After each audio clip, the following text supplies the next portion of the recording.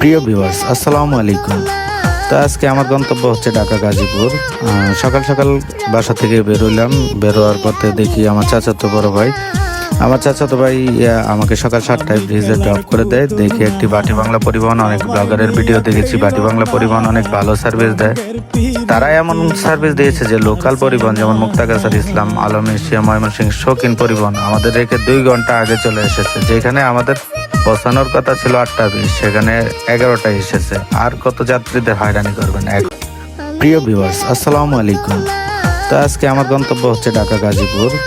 সকাল সকাল বাসা থেকে বেরোলাম। বেরোয়ার পথে দেখি আমার চাচাতো ভাই আমাকে সকাল 7টায় ব্রিজে ড্রপ করে দেয়। দেখি একটি বাটি বাংলা পরিবহন, অনেক ব্লগারের ভিডিও দেখেছি, বাটি বাংলা পরিবহন অনেক ভালো সার্ভিস দেয়।